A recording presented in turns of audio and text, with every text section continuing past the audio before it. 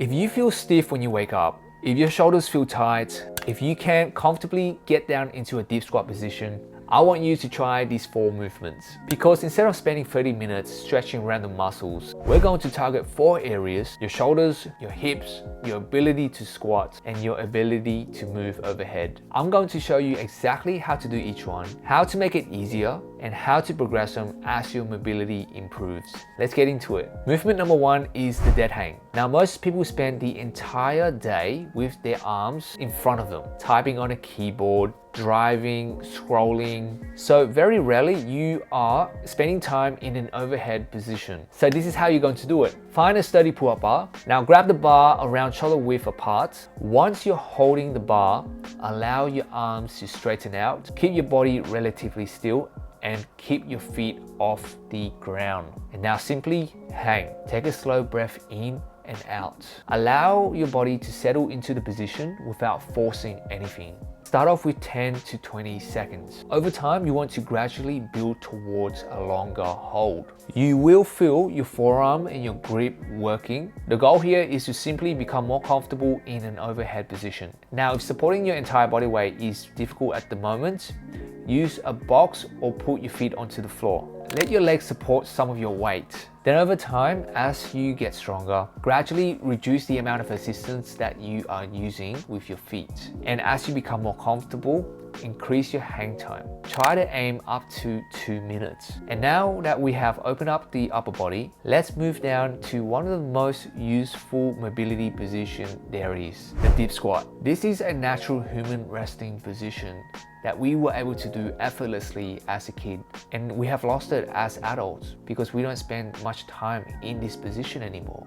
The deep squat is a great movement because it tests your ankle, knee, and hips mobility and strength. So start with your feet around shoulder width apart. Now there's no single perfect feet position, so you just find what's comfortable for you.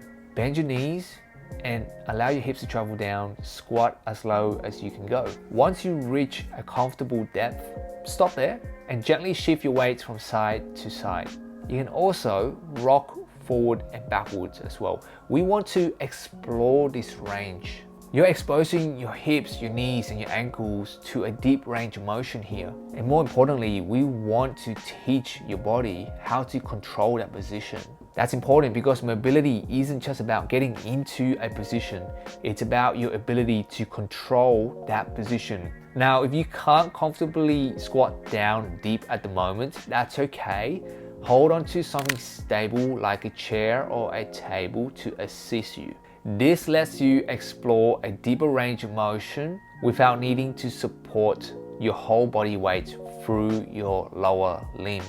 Now, if your ankles are limiting your squat, which a lot of the times it can due to a lack of ankle dorsiflexion, place something small like a wedge or a book underneath your heels. And over time, as you improve, use less assistance from your hands, remove the heel wedges, and gradually increase the amount of time that you can spend in a deep squat position, aiming for 60 seconds. Movement number 3 will be stick overhead for your shoulders. And this one is a fantastic movement if you spend a lot of time sitting at a desk. All you need is a stick of some sort or a resistance band, a towel. And here's how you're gonna do it. Stand nice and tall. Hold the stick with both of your hands slightly wider than your shoulder width. Now slowly raise the stick in front of you and continue to move it overhead if you can. Then bring it back down. Don't rush through this movement. Do it nice and slow.